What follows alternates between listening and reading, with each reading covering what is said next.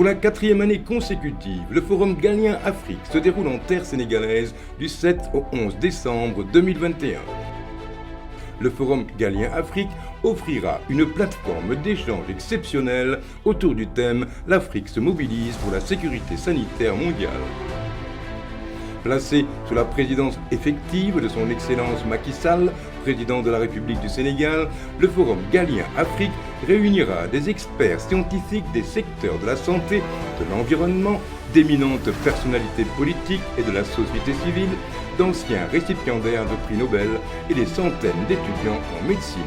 Cette 4e édition du forum, avec 3000 participants, sera organisée en format virtuel et placée sous le signe du leadership des femmes et des jeunes avec, du 7 au 10 décembre 2021, un forum des jeunes, un forum des femmes et un forum scientifique. Le samedi 11 décembre 2021 se tiendra une cérémonie en présentiel pour célébrer les 50 ans du prix Galien International et le Golden Jubilee. Au cours de cette cérémonie, pour la première fois, le prix Galien Afrique, qui consacre la recherche, l'innovation, la santé et la technologie, sera décerné. Du 7 au 11 décembre à Dakar, le Forum Galien Afrique célèbre la santé, l'innovation et la recherche en Afrique.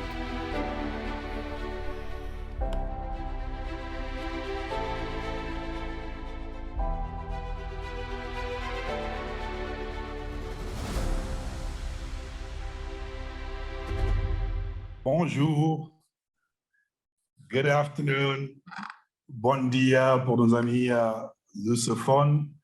Mon nom est Ibrahima Cheikh-Diong, sous-secrétaire général des Nations Unies et directeur général de African Waste Capacity, une instance de l'Union africaine basée à Johannesburg. C'est un immense plaisir pour moi de co-présider avec mon ami professeur Mboup, cette session du Forum Galien pour l'Afrique, une session extrêmement importante, compte tenu du rôle que la communication joue dans la réponse au niveau national, régional et international à la pandémie de COVID-19. Comme vous le savez, pour ceux qui suivent l'actualité récemment avec la nouvelle variante en Afrique du Sud, je pense que tout le monde est convaincu aujourd'hui de l'importance de la communication dans la lutte contre la COVID-19. Mais comme vous le savez également, cette lutte, cette communication, elle prend différentes formes au niveau institutionnel, au niveau communautaire, au niveau des médias, mais aussi au niveau académique, scientifique, pour nous permettre d'avoir une communication effective. C'est pourquoi c'est un immense plaisir pour moi d'accueillir autour donc, de cette session d'éminents experts africains de par le continent qui vont apporter leur contribution pour qu'on puisse voir ensemble quelle est la manière la plus efficace de pouvoir communiquer pour que nous puissions donc atteindre les communautés, les populations effectives. Je suis donc content d'avoir parmi nous Dr Lucille Imboa, représentante résidente de l'Organisation mondiale de la santé au Sénégal, qui ne se présente plus et qui va apporter sa contribution à ce débat.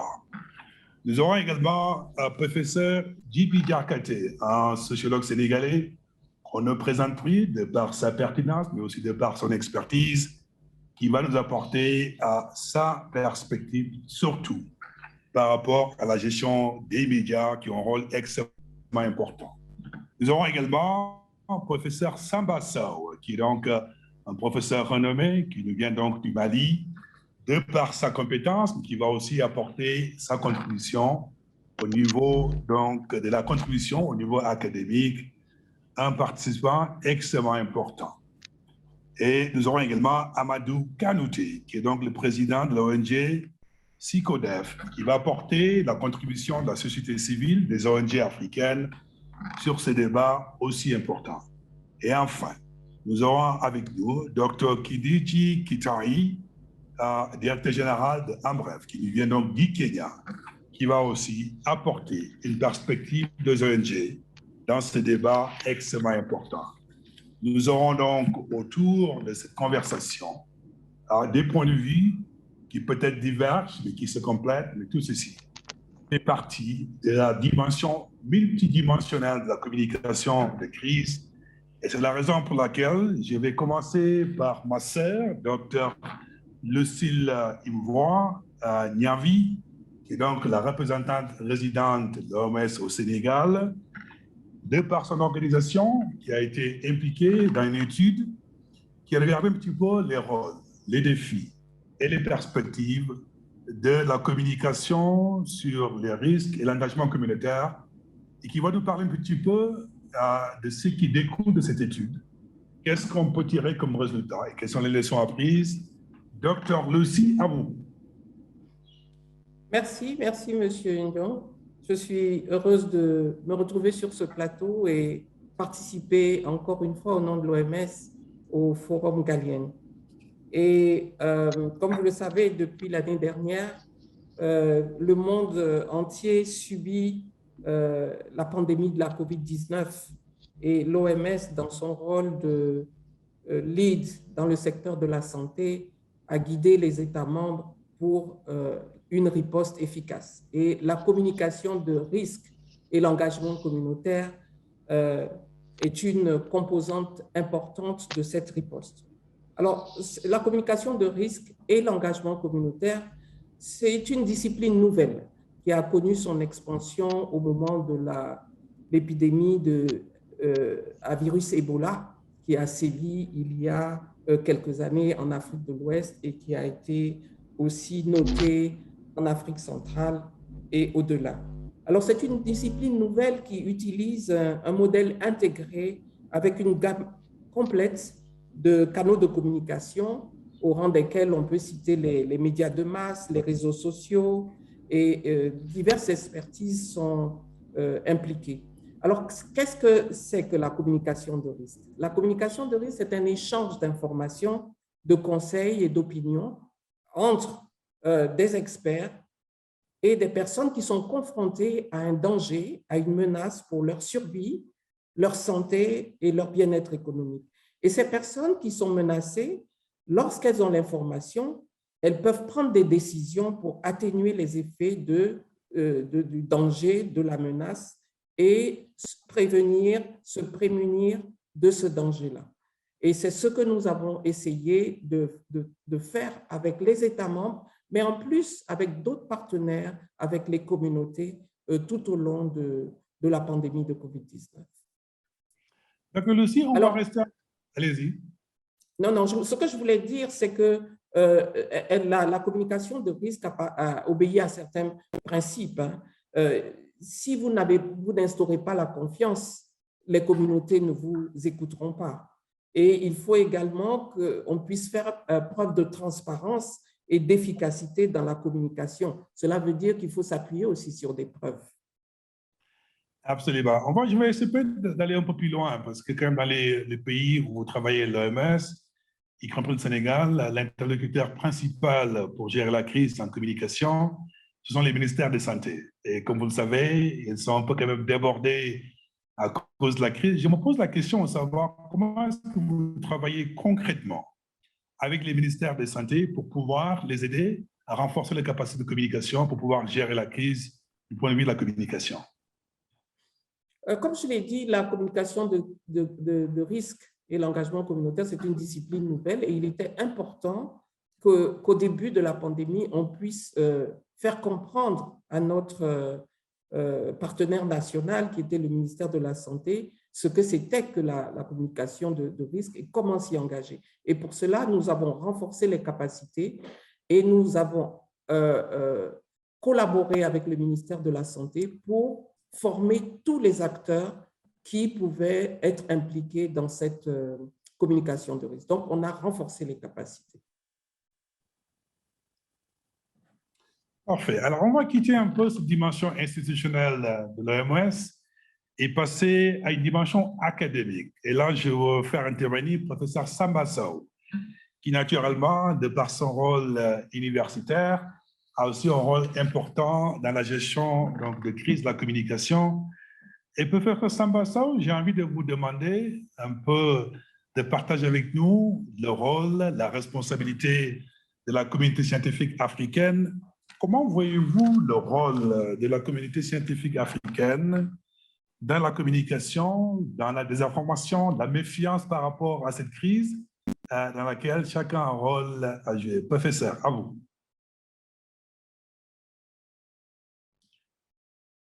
Vous êtes en mute, professeur. Merci beaucoup. Merci beaucoup, M. Ibrahima.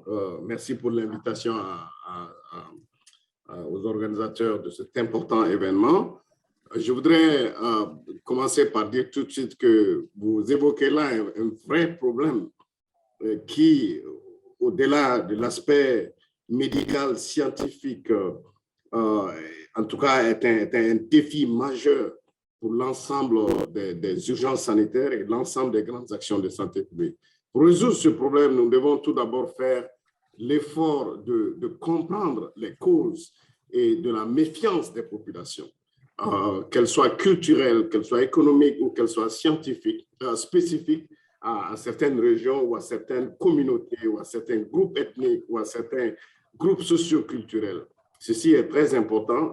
Je suis tout à fait d'accord avec l'intervention du Dr Lissi quand elle parle de communication de risque. Nous ne devons surtout pas commettre l'erreur d'ignorer les inquiétudes de nos concitoyens. Nous devons surtout tout faire pour les mettre en état de confiance, comprendre ce que leur vie réelle veut dire. Ce serait tout à fait productif si on faisait cela. La réponse doit être adaptée selon les spécialités et les spécificités de chaque population que nous cherchons à protéger. Donc, communiquer de telle manière que les messages correspondent aux réalités du terrain en termes de langage, en termes de culture, en termes de société et en termes d'aspects socio-économiques.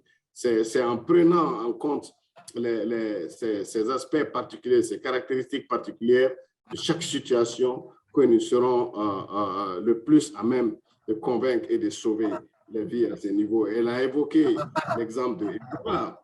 Pendant Ebola, en 2014 jusqu'en 2018, on a connu beaucoup de difficultés communicationnelles sur le terrain qui étaient en fait très simples, liées tout simplement à des messages simples, mais qui étaient très mal interprétés ou très mal, en tout cas, utilisés sur le terrain.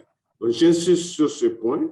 Nous parlons ici de sauver des millions de vies sur le continent africain. C'est pourquoi nous devons unir nos forces avec l'ensemble des parties prenantes afin qu'ils protègent leur communauté, les responsables politiques, les leaders d'opinion, pour qu'ils engagent le dialogue avec les citoyens sur la base des données scientifiques. En fait, l'Afrique aujourd'hui, on doit apprendre à générer les données scientifiques de façon, une évidence scientifique, objective, fait en Afrique, par l'Afrique et pour l'Afrique, pour que nous, Africains, on voit que ce qui peut arriver au Peul, au Sceau du Mali, est la même chose que le Sceau du Sénégal, par exemple. C'est juste pour citer un exemple.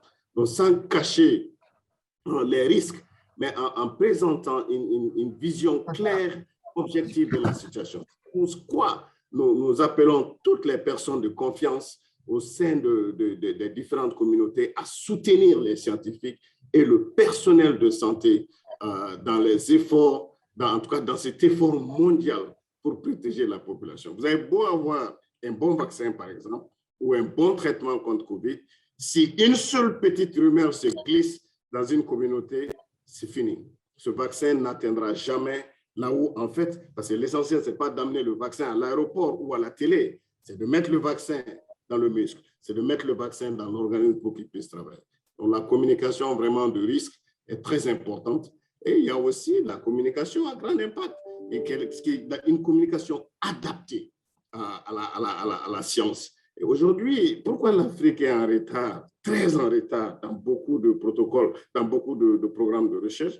Très souvent, ce n'est pas parce qu'on n'a pas la matière grise, mais aussi souvent, la matière grise ne prend pas en compte cet aspect communicationnel qui, ma foi, est très, très important. On a appris ça récemment, notre génération, pendant Ebola. Mais il ne faudrait pas qu'on oublie, on a besoin de renforcer cet aspect-là.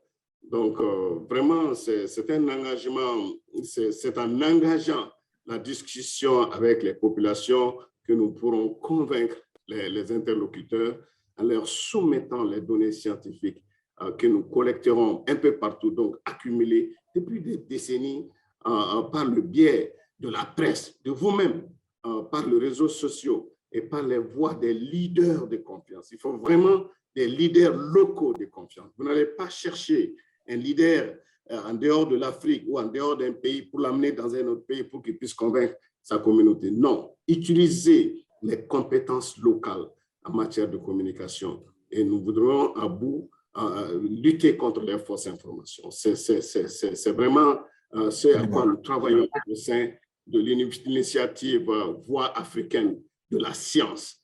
C'est une très belle initiative. Nous avons mis en place un message clair, fondé sur les meilleures données scientifiques que nous avons à notre disposition et nous œuvrons désormais à convaincre les leaders et les populations à travers l'Afrique. Parfait. Professeur, je vais rester un peu plus avec votre communauté, donc la communauté scientifique. Et la question que je me pose, c'est à deux niveaux. D'abord, il est clair que dans ce combat de la communication, il faut savoir séparer les faits, ce qu'on appelle les fake news. Et malheureusement, ces faits ne sont pas souvent des faits qui sont donc vérifiables du point de vue scientifique. Ma question est de savoir, est-ce qu'avec d'autres scientifiques, d'autres professeurs africains qui travaillent pour que cette information scientifique soit accessible, disponible, quel est le niveau de solidarité, de collaboration avec d'autres professeurs africains pour qu'ensemble, vous puissiez contribuer à crédibiliser l'information scientifique au niveau du continent? Là, vous touchez à monsieur Diong, un problème clé très important. On le dit, hein, un seul doigt en Afrique, on le dit, un seul doigt ne peut pas soulever le caillou. C'est ensemble qu'on y arrivera. Quand on dit pandémie, aucun pays seul ne pourra, aucun groupement scientifique seul ne pourra, aucun continent seul ne pourra. C'est ensemble qu'on y arrivera. Et personne n'est sécurisé jusqu'à ce que tout le monde, chacun soit sécurisé. Donc, ceci dit, c'est pour dire que les scientifiques, la communauté scientifique africaine doit plus que jamais essayer de se réunir, se donner la main. Et c'est pour ça, justement, avec cette pandémie, il y a eu beaucoup d'initiatives que je voudrais saluer ici, au passage. L'Union africaine, remercier toutes les organisations africaines, à commencer par l'Union africaine, commencer par les organisations sous-régionales. Je ne vais pas me mettre à citer tout, mais le CDC Afrique, l'Organisation ouest-africaine de santé, CEDEAO, l'UEMOA, toutes nos organisations que nous connaissons aujourd'hui en Afrique et dans toutes les parties de l'Afrique se sont réunies, on s'est donné la main. On a mis en place beaucoup de sous-groupes qui s'occupent de différents trucs. Donc, c'est vraiment l'appel aux scientifiques africains qu'on doit compliquer. L'Afrique est un et un seul. Et quand ça vient au virus, le virus ne distingue pas le Sénégalais du Malien ou le Malien du Béninois ou le Blanc du Noir. Et le virus n'a pas besoin de visa ou de passeport ou de fingerprint. Ces pathogènes s'en vont comme ils veulent et comme ils peuvent. Donc, c'est pour ça qu'on a besoin vraiment de se réunir, de se donner la main et de former une vraie barrière pour les contrer. Je voudrais vraiment profiter pour dire que la collaboration scientifique est également une question de capacité. Nous devons être en mesure de produire nous-mêmes beaucoup de choses comme les méthodes de diagnostic de laboratoire, comme les méthodes de prévention, comme les vaccins, comme les outils de traitement. Ainsi, nous pourrons non seulement être plus efficaces dans le déploiement de l'augmentation de la couverture vaccinale africaine. Voyez-vous, c'est moins de 2% dans la plupart de l'Afrique. C'est assez dur à supporter. Mais nous pouvons également gérer ces programmes en toute autonomie, améliorer maintenant la qualité générale de nos systèmes de santé. Cette pandémie a trouvé tout le système de santé en souffrance. Et aujourd'hui, c'est le lieu vraiment de renforcer. Nous sommes à un moment critique et les gouvernements africains doivent tout faire, tout leur possible pour soutenir aussi rapidement que possible l'effort des communautés scientifiques pour pouvoir sauver des vies. Merci. Merci, professeur, pour cette plaidoyer de passion sur la place qu'occupe la santé dans nos économies de développement en Afrique. Alors, on va quitter dans la perspective académique et passer à la perspective de la société civile, des ONG. On ne peut pas mieux citer que M. Amadou Kanouté, qui est connu pour deux sujets au Sénégal. D'abord, pour sa passion pour s'assurer qu'on donne à la santé la place qu'elle mérite dans les budgets nationaux de nos pays, dans ce cas de figure pour le cas du Sénégal, mais aussi son plaidoyer dans le cadre de COVID-19 pour qu'il y ait une dimension multisectorielle. C'est la raison pour laquelle, M. Kanouté, ma question à vous est de savoir comment est-ce qu'on peut promouvoir cette collaboration multisectorielle, tout en sachant que pour pouvoir être efficace dans la lutte, il faudrait que tous les acteurs soient impliqués. Et puis, deuxièmement, comment de manière générale, on peut encore promouvoir aussi l'engagement communautaire pour que de manière générale, dans la santé au niveau mondial, que partout, qu'on puisse impliquer tous les acteurs. Et on ne peut pas être meilleur interlocuteur pour nous faire ces plaidoiries. Monsieur Kanouté.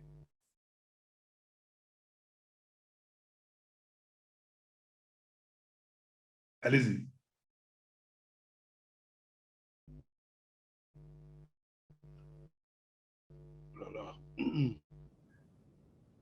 Allez-y, monsieur Kanouté, on vous entend. Allez-y.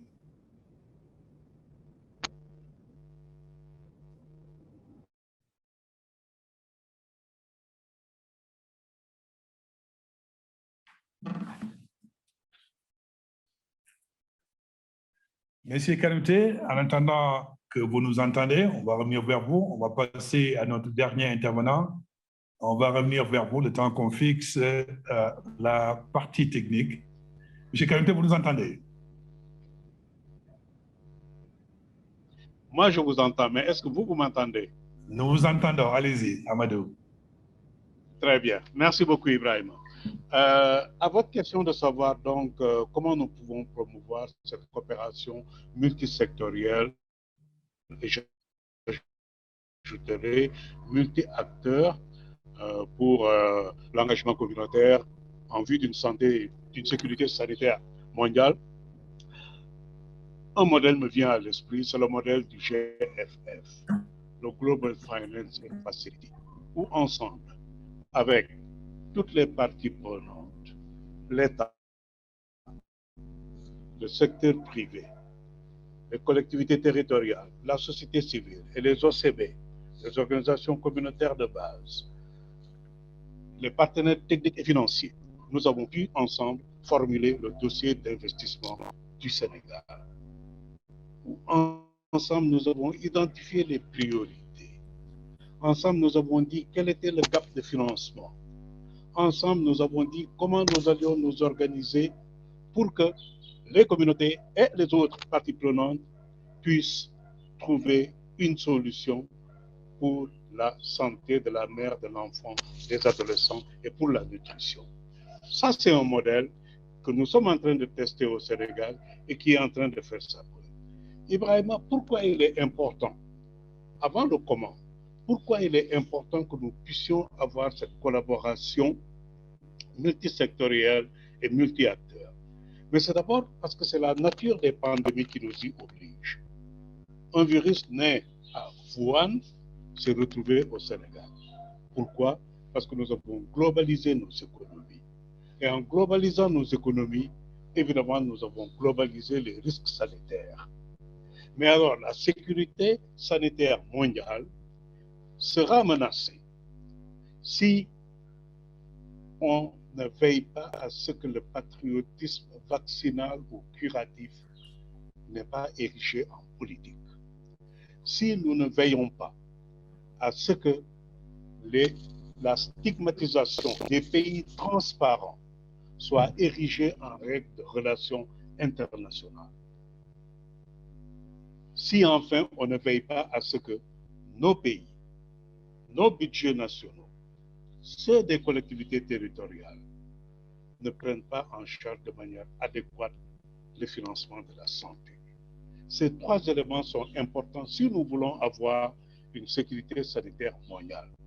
Et si nous voulons nous assurer que les communautés peuvent s'engager, il faut que nous puissions créer ce que nous avons fait avec le GFF, mettre en place une plateforme nationale où tous les acteurs peuvent se retrouver, où tous les acteurs peuvent dire il faut que nous puissions aller vers cette route-là. Ibrahima, il faut tout juste rappeler que les communautés sont les cibles et les potentiels acteurs des politiques publiques. Et pour qu'une politique publique puisse prospérer, il y a des principes. Il faut que ce soit basé sur l'équité sociale et l'équité territoriale. Il faut que on mette en place des mécanismes de redevabilité, de transparence. Ces critères sont importants. Autre critère qui est important et qu'il nous faut avoir pour que la promotion de la collaboration multi-acteurs et multisectorielle puisse prospérer, il nous faut nous rappeler que les communautés contribuent à hauteur de 51% aux dépenses courantes de santé ici au Sénégal. Vous ne pouvez pas avoir une politique publique qui prospère si vous ne prenez pas en compte ceux qui, en premier, financent cette politique-là. Et c'est les communautés. Ibrahim, à vous. Alors, on va peut-être pousser un peu plus loin, Amadou, et revenir un peu sur la dimension communautaire. Quand on regarde aujourd'hui partout en Afrique, et qu'on regarde au niveau de l'infection, c'est surtout au niveau communautaire que ça reste toujours au niveau problématique. Ma question à vous est de voir un peu comment impliquer et ramener la communication au niveau purement communautaire, pour que les communautés aussi soient impliquées dans la façon de communiquer, et aider les populations au moins à mesurer l'impact, les dangers un peu de la pandémie. Leur donner l'occasion de s'exprimer, leur donner l'occasion de dire voilà comment nous voyons le problème, leur perception du problème. Vous savez, une politique ne peut prospérer sur l'axiome de engager autrui. Non, il faut plutôt aller développer des stratégies qui vont faciliter que autrui s'engage. Et c'est ça toute l'idée d'aller vers les communautés. On ne va pas vers les communautés en disant de manière péremptoire, voilà ce que nous pensons qu'il faut faire. Demandons-leur, disons-leur, voilà comment lisez-vous ce problème? Quelle est votre lecture de ce problème-là? Et cela, notre organisation l'a fait à travers des VAD, des visites à domicile, à travers des conversations communautaires, des théâtres, forums, où nous avons pu, à travers les radios communautaires, où nous avons pu, avec les communautés, dire ben oui, on perçoit bien la nécessité de porter le gant. Oh, pardon, pas le gant, le masque. Hein? On perçoit bien la communauté. Ils voient bien la nécessité. Mais ce qui va se passer, et ça, on le vit ici, ce qui se passe dans la réalité, c'est que dès qu'ils seront sortis de votre conversation communautaire, ben le masque, ils le remettent dans leur poche. Jusqu'au jour où vous leur dites, le programme de résilience permet à ce qu'on vous donne du riz. Mais alors, quand ils viendront pour récupérer ce riz, ils mettront le masque. Mais dès qu'ils sont sortis, ils ont enlevé le masque. Donc, ce n'est pas la stratégie de engager autrui. Il faut vraiment penser en termes de autrui s'engage. Et à partir de ce moment, ce sera pérenne et ce sera quelque chose qui pourra aller, même si vous n'êtes plus là. Merci beaucoup. Alors, je m'en vais maintenant tourner vers le professeur Djiby Diakhaté. Professeur Djiby Diakhaté, vous avez quand même 3 casquettes et c'est important de le rappeler. D'abord, vous êtes sociologue de renom au Sénégal, pour ses interventions au niveau des médias. Je me fais rappeler par mes équipes que vous avez même créé un terme qui s'appelle corona responsable. On va en savoir un peu plus. Alors, votre deuxième casquette, vous êtes professeur à l'université de Dakar, à l'université Cheikh Anta Diop, pardon. Et enfin, vous êtes membre du Conseil national de la régulation de l'audiovisuel au Sénégal. Et je m'en vais venir à un aspect de la communication extrêmement important, les médias, avec la mésinformation, avec les fausses informations. Et ma question à vous, si vous pouvez partager avec nous, comment voyez-vous le rôle des médias dans cette communication de gestion de crise et en tant que membre de cette instance de régulation, quels devraient être au fait les défis auxquels les agences de régulation sont confrontées pour s'assurer au moins qu'on donne la bonne information dans les médias africains. Michel Diakate. Oui, merci beaucoup. Merci. Je voudrais commencer par féliciter les initiateurs de cette activité et considérer évidemment avec vous et avec mes prédécesseurs l'intérêt de la communication dans la gestion de fléaux de ce genre. Il faut juste considérer que, je crois qu'on l'a déjà dit avant moi, il faut considérer en fait que nous avons été en présence d'une pandémie qui a requis un certain nombre d'exigences qui ne sont pas toujours en rapport avec les réflexes notés dans nos communautés, avec les traditions, avec les cultures.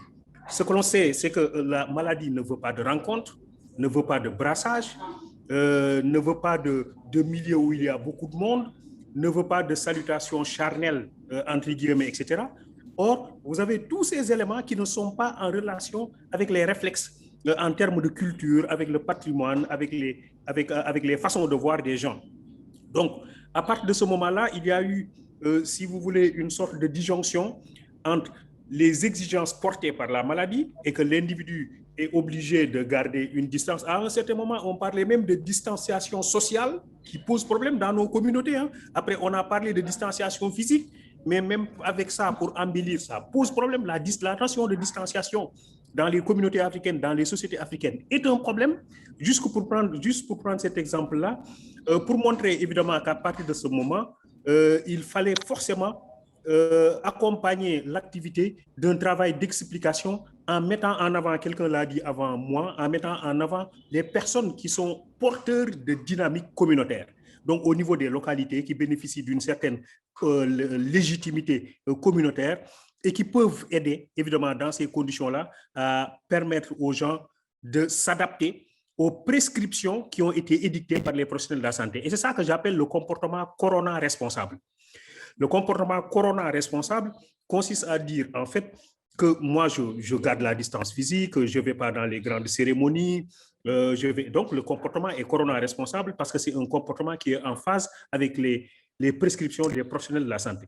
Ce que j'appelle le comportement corona coupable, c'est lorsque, précisément, on a un type de comportement qui défie justement ces prescriptions, mais qui s'ajuste à un type de légitimité. C'est ça que je veux dire. L'idée, c'est que même celui qui a un comportement corona coupable légitime son comportement, en fait, en se fondant sur un corpus de valeurs, sur un patrimoine de croyances, de représentations, etc. Donc, à partir de ce moment-là, on va avoir deux légitimités qui se font face.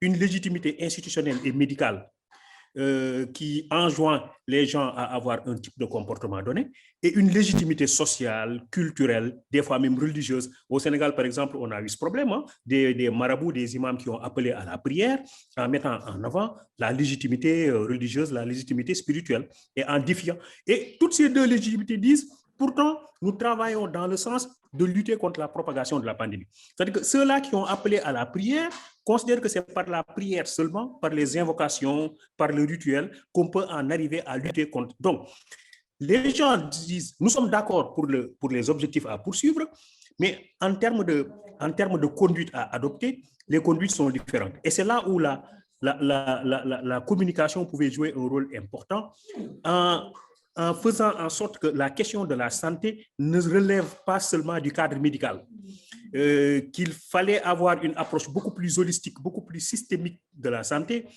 qui intègre les sciences sociales notamment, mais qui intègre aussi les logiques sociales, les dynamiques sociales, les représentations des communautés, etc. Et c'est par ce phénomène seulement qu'on peut en arriver à lutter contre deux choses qui m'ont semblé excessivement importantes. La première chose, c'est le déni. Parce qu'à un certain moment, certains ont dit, puisque c'est comme ça, nous considérons que c'est un complot, ça n'existe pas, nous. La deuxième chose qui est importante, c'est après, le fait de fuir carrément les structures de santé, parce que ça, c'est un autre problème. Après, les gens ne voulaient plus se faire administrer de la piqûre. C'est pourquoi certaines maladies sont en train de refaire surface aujourd'hui.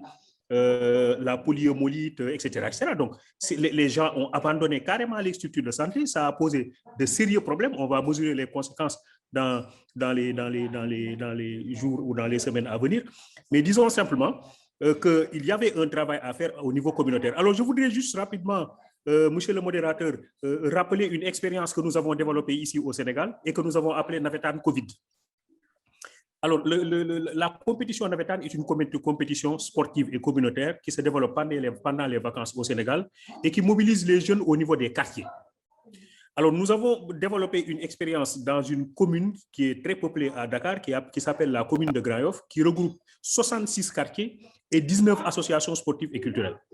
Alors, nous avons mis en compétition les 19 associations sportives et culturelles et la compétition a consisté à faire en sorte que l'ASC, qui développe les meilleures stratégies de sensibilisation, de communication au niveau du quartier, qui développe des stratégies de surveillance communautaire, de vigilance citoyenne au niveau des lieux publics.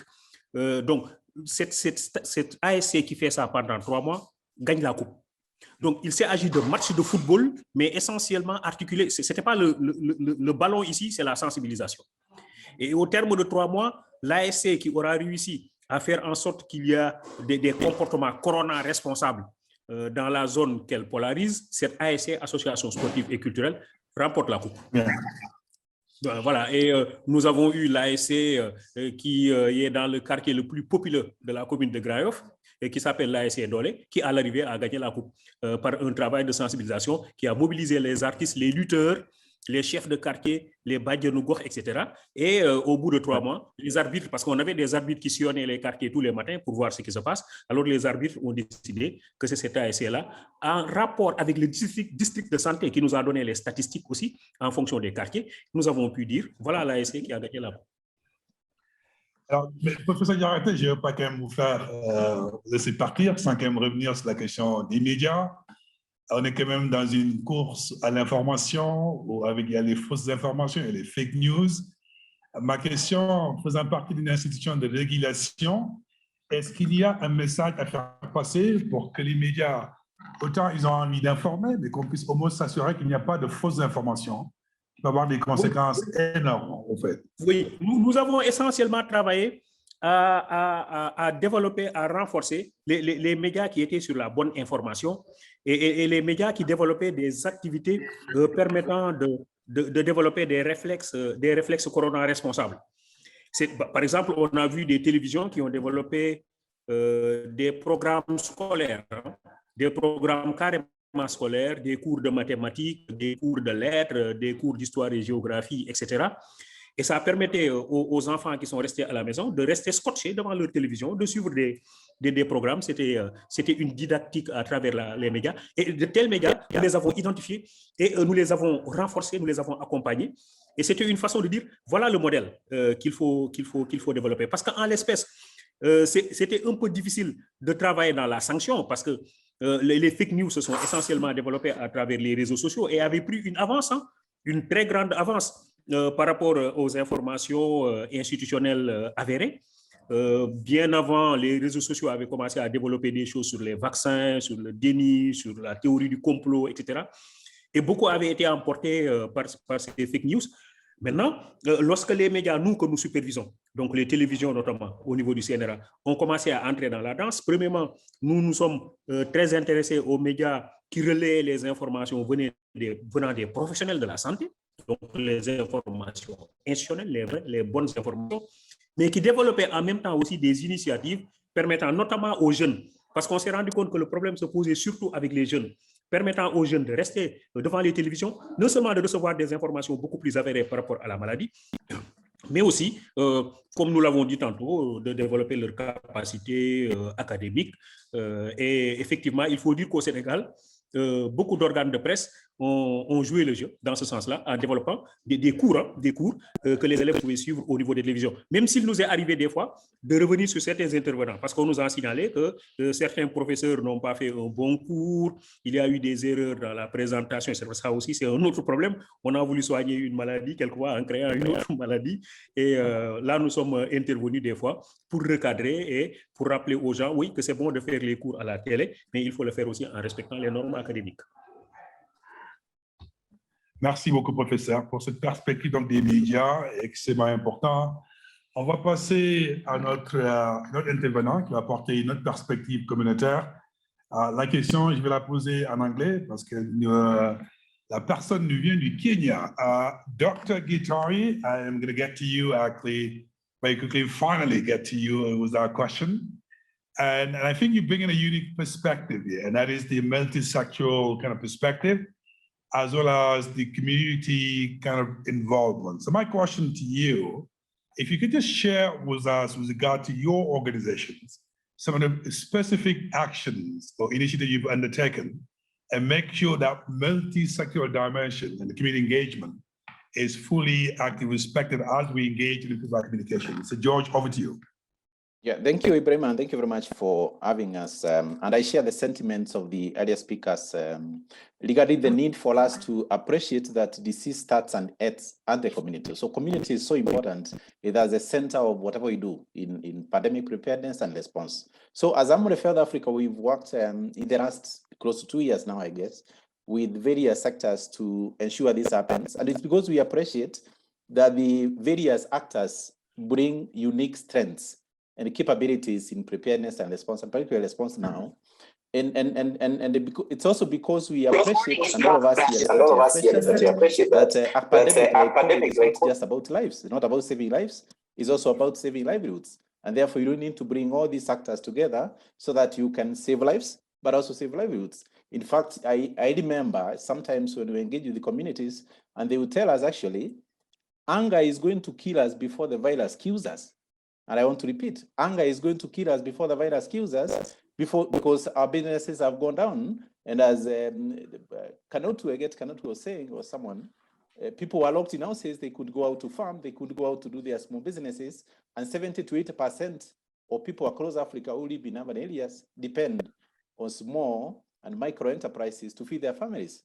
So very complex. And therefore, the need for us to bring on board the private sector, which we did a lot as Amref. We worked very closely with Telecos to package messages. I'm linking this to this communication and community engagement tools. Telecos to package messages. We worked very closely with a number of private sector in terms of CSR to give us resources for us to engage with mass media, to pass communication and messages to communities, but also a lot of work to directly engage with communities, because I also want to share the sentiments of other speakers that trust is at the center of everything that we do.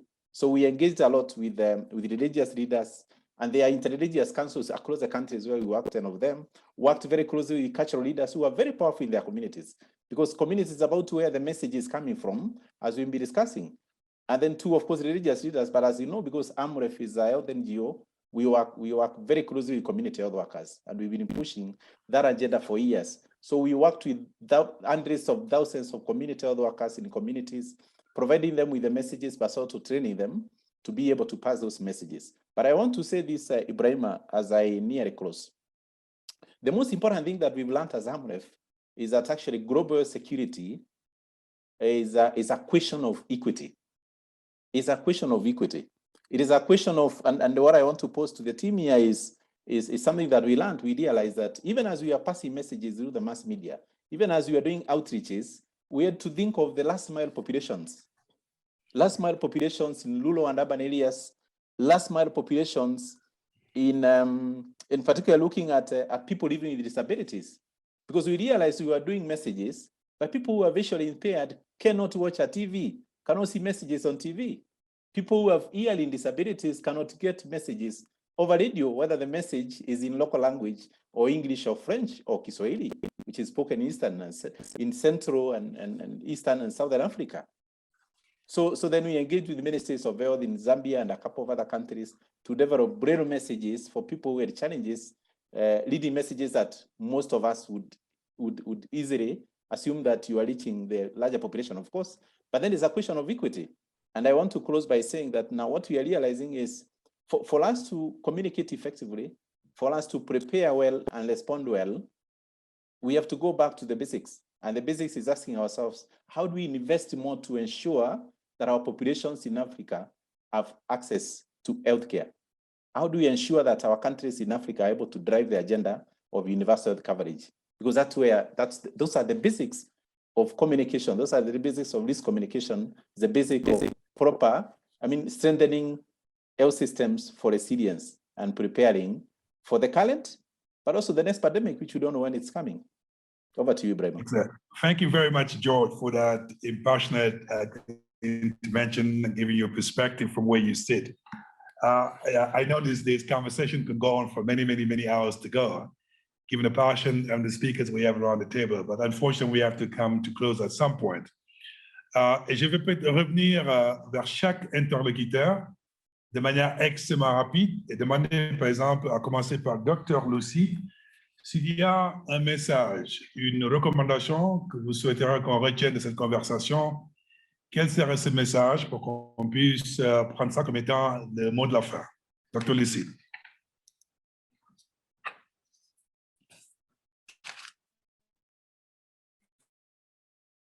Une minute. La communication de risque n'est pas seulement une question liée à la COVID-19. Comme j'ai dit, c'est une discipline nouvelle et nous avons vu qu'on peut l'utiliser largement.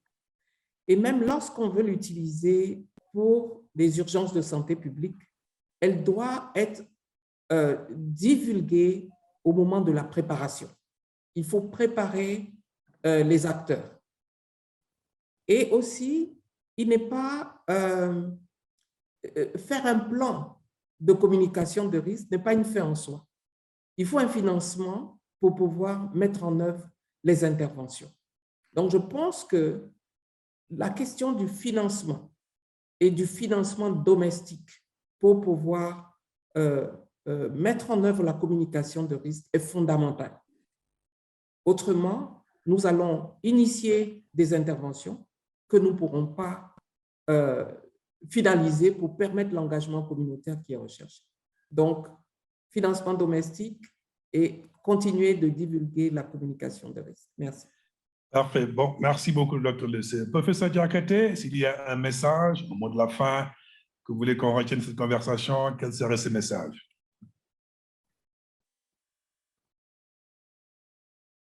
Professeur Djibi Diakhaté. Oui, merci beaucoup, monsieur le modérateur. Je crois que je me fais entendre. Allô, monsieur le modérateur? On vous entend. On vous entend. Voilà, très bien.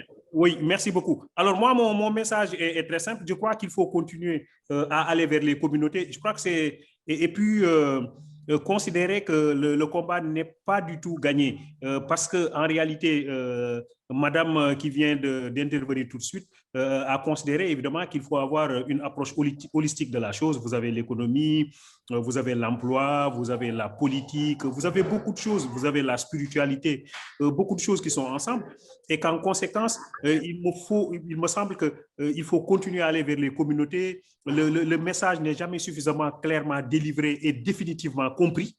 Il y a toujours des réajustements à faire, des corrections à faire, des recadrages à faire. Alors, il faut continuer sur cette voie-là, corriger sur le terrain et voir évidemment ce qu'il faut apporter comme supplétif pour aboutir à un bon résultat, c'est-à-dire une bonne acceptation des gens des principes de la maladie et accepter aussi d'aller se faire vacciner notamment.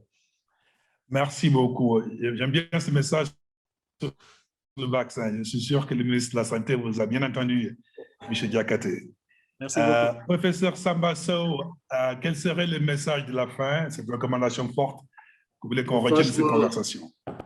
Merci beaucoup, M. Ibrahima. Je voudrais remercier tous les intervenants et prendre par le dernier point du professeur Diakhaté, le remercier pour ce message important et dire que les résultats parleront lorsqu'il deviendra clair pour tout un chacun que les personnes vaccinées tombent moins souvent malades, quand elles sont moins sévèrement touchées et moins susceptibles de perdre la vie. Nos arguments scientifiques en faveur de la vaccination deviendront de plus en plus audibles à mesure que ces bienfaits seront plus apparents dans les communautés. Et c'est pourquoi nous devons tout faire tout ce qui est possible pour élargir la vaccination, la couverture vaccinale dans l'ensemble des populations, démontrer localement les atouts de la vaccination en matière de protection. Et pour finir, l'importance d'une communication efficace ne peut jamais être sous-estimée. La clé de toute chose, c'est la communication. Pour beaucoup d'interventions par le passé, il a fallu du temps. Et la patience est une collaboration étroite avec ces communautés. Donc, pour surmonter tous les défis, les vaccins contre COVID-19 nécessiteront la même patience et le même engagement. Donc, l'initiative Voix africaine de la science a été créée pour répondre à ces défis. Et je suis franchement honoré de m'y associer. Monsieur Ibrahim, merci beaucoup pour ce panel. Bien joué. Merci beaucoup. Félicitations. Merci beaucoup, professeur. Et mon cher ami Amadou Kanouté, quels seraient les messages, la recommandation et le mot de la fin pour cette conversation? Merci Ibrahima. Mon message, il sera articulé autour de deux choses. La première, reprendrai le propos de la représentante résidente de l'OMS. Il nous faut aller vers les financements domestiques. Il nous faut veiller à ce que les ressources locales soient utilisées prioritairement pour la santé. Travaillons à atteindre au moins les 15% sur lesquels nos chefs d'État se sont entendus de nos ressources nationales qui doivent aller à la santé. Travaillons à cela. Cela nous permettra de pouvoir aller vers la coopération internationale en montrant que nous sommes les premiers à nous intéresser à la santé de nos citoyens. La deuxième chose, c'est la souveraineté sanitaire. Ce message, il faut qu'on le retienne. Aujourd'hui, c'est nos chefs d'État qui sont en train de demander ça. Et à cet égard, je voudrais d'ailleurs féliciter l'Union africaine qui a lancé cette opération ambitieuse de dire il nous faut couvrir au moins 60% de nos besoins en vaccins d'ici à 2040. C'est ambitieux, mais c'est ce qu'il faut. Voilà, Ibrahim. Merci beaucoup. So, George, you have the last word. And what will be your key takeaway and your message that you want us to actually keep from this conversation? George, over to you. Thank you, Ibrahima. And maybe 2-3 points from me, very quick ones. One is we need to, now COVID has taught us that we have to invest now consciously in and seriously in strong community health systems. I want to go back to my passion for training, equipping, recognizing community health workers. That's where it will stop, is to start, and that's where it will end. I think we need to invest there so that we have community health systems that are resilient and that are able to do surveillance at that level and also respond. Number two, Ibrahima, I think we didn't get enough time here to discuss the power of technology and digital resources that have been deployed across Africa to do communication, to do contact tracing, diagnostic surveillance. I think we need to invest there also, and we need to find a way of scaling up the tools and solutions that have evolved because of the pandemic so that we can continuously use it for vaccination, for the vaccination, but also for the larger health system. Number three, and finally, I would be happy if we can find a way actually to sustain the multi-sectoral platforms that have been created and that are evolving because of COVID. We didn't used to see this strongly before COVID. And now that has been done, either at country level, subnational level, national level, regional level. How do we sustain those platforms so that they continue to drive increased access to healthcare? Over to you, Brema. Thank you, George. Je peux demander à tous nos panélistes de ramener leur vidéo, comme ça on va au moins les remercier. Professeur Diakate, professeur Amadou Kanouté, vous pouvez remettre votre vidéo, s'il vous plaît. Parfait. Je vais d'abord, alors, premièrement, il faudrait une approche holistique. Il faudrait que l'expertise qu'on a acquise dans la gestion de crise aille au-delà de la COVID-19. Deuxièmement, il faut encourager le financement domestique pour qu'on puisse accompagner du point de vue financier donc les stratégies de communication dans nos pays respectifs. Troisièmement, il faudrait aller vers les communautés. À la base, c'est extrêmement important de les écouter. Comme l'a dit le professeur Diakate, il faudrait qu'on puisse utiliser les arguments scientifiques qui permettent de montrer les atouts et les bénéfices donc, des vaccins pour pouvoir convaincre les communautés à travers le continent africain. Et il faudrait qu'on continue à encourager le financement domestique en s'assurant au moins qu'on respecte les 15% qui ont été donc promis par nos États pour que la santé occupe sa place au sein de nos budgets nationaux à travers le continent africain. Et il faudrait qu'on sache, encore une fois, que la santé est une souveraineté nationale et que par conséquent, il faudrait que les politiques la prennent telle qu'elle continuer donc à investir à travers le budget national et à travers aussi d'autres formes d'assistance technique. Il faudrait qu'on investisse dans la formation. C'est extrêmement important de renforcer les capacités de communauté dans la communication. Il faudrait qu'on puisse aussi capitaliser sur les avancées technologiques pour pouvoir nous aider à pouvoir renforcer, créer des outils qui permettent de mieux communiquer à travers le continent africain. Et enfin, à travers la COVID-19, on va créer des plateformes multisectorielles. Il faudrait qu'on puisse capitaliser sur ces plateformes, au-delà même de la COVID-19, et continuer à promouvoir la collaboration, le partenariat entre différents acteurs pour qu'au-delà de la COVID, qu'on puisse renforcer les capacités des pays africains à mieux communiquer, mieux anticiper ces questions de crise.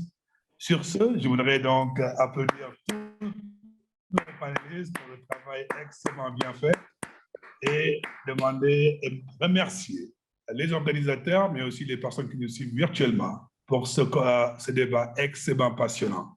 Je suis persuadé que ça ne va pas s'arrêter donc aux Galiennes et que ça va continuer. Encore une fois, un grand merci à vous tous et ça a été un énorme plaisir pour moi d'avoir été le président de cette séance. Merci beaucoup et bonne soirée.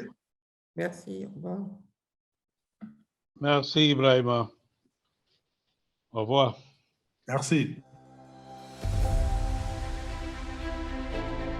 Pour la 4e année consécutive, le Forum Galien Afrique se déroule en terre sénégalaise du 7 au 11 décembre 2021.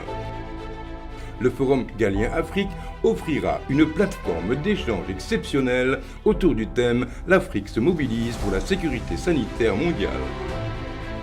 Placé sous la présidence effective de son Excellence Macky Sall, président de la République du Sénégal, le Forum Galien Afrique réunira des experts scientifiques des secteurs de la santé, de l'environnement, d'éminentes personnalités politiques et de la société civile, d'anciens récipiendaires de prix Nobel et des centaines d'étudiants en médecine. Cette 4e édition du forum, avec 3000 participants, sera organisée en format virtuel et placée sous le signe du leadership des femmes et des jeunes avec, du 7 au 10 décembre 2021, un forum des jeunes, un forum des femmes et un forum scientifique. Le samedi 11 décembre 2021 se tiendra une cérémonie en présentiel pour célébrer les 50 ans du prix Galien International et le Golden Jubilee. Au cours de cette cérémonie, pour la première fois, le prix Galien Afrique, qui consacre la recherche, l'innovation, la santé et la technologie, sera décerné. Du 7 au 11 décembre à Dakar, le Forum Galien Afrique célèbre la santé, l'innovation et la recherche en Afrique.